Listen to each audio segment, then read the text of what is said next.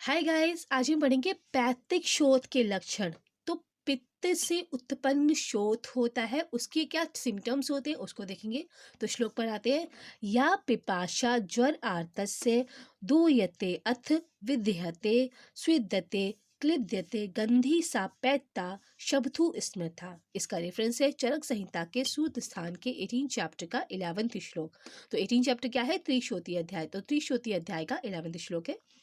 तो पिपाशा, पिपाशा मतलब प्यास, ज्वर मतलब फीवर, आर्तस्य मतलब रोगी। तो प्यास और ज्वर से पीड़ित रोगी दूयथे, दूयथे मतलब शोथ में जलन होने पर, विद्यते मतलब दहा होने पर, स्विद्यते मतलब स्वेदन पसीना निकलता हो, क्लेदते मतलब क्लेद युक्त हो, गंधी सा पैता और उसमें से गंध निकलता हो, तो उसको पित्तजन्य शोथ कहा जाता है।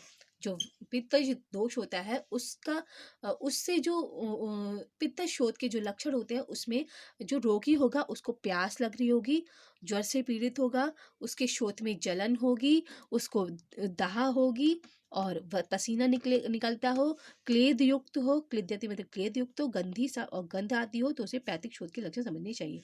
तो प्यास जो है ये क्यों लग रही है? क्योंकि बॉडी में उष्णता ज़्यादा हो गई है तो प्यास लग रही है।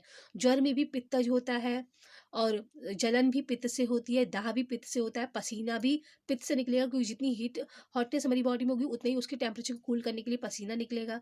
क्लेद युक्त हो और उसमें से गंध निकलता हो, तो ये सारी जो है ये पित्तज से ही रिलेटेड लक्षण है। क्योंकि पित्त में उष्णता होती है तो उष्णता से ही प्यास लगती है, उष्णता से ही ज्वर आता है, पित्त से ही ज्वर आता है, पित्त से ही जलन होती है, पित्त से ही दाह होती है, पित्त से ही पसीना निकलता है, क्लेद युक्त होता है, उसमें से गंध आती है, तो ये सारे पित्त शोथ के लक्षण है।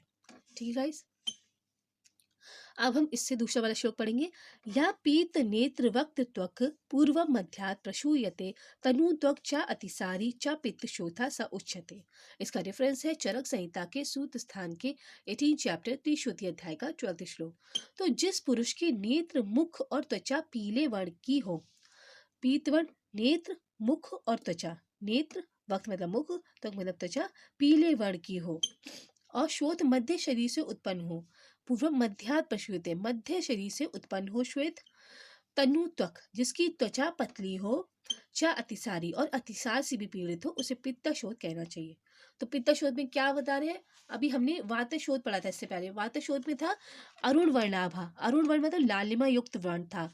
और पित्त शोथ में क्या है? पीत नेत्र वक्त त्वक, पीले नेत्र, मुख और त्वचा होगी। ठीक है। मध्य से शुरू होगा, बॉडी के मिडल से शुरू होगा।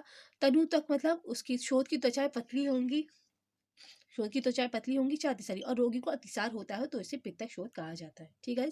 तो हमने पढ़ी है पित्त पैतिक शोथ के लक्षण। इससे आगे में वीडियोस में हम कफ शोथ के लक्षण पढ़ेंगे। Till then, thank you, have a nice day. जय हिंद, जय भारत।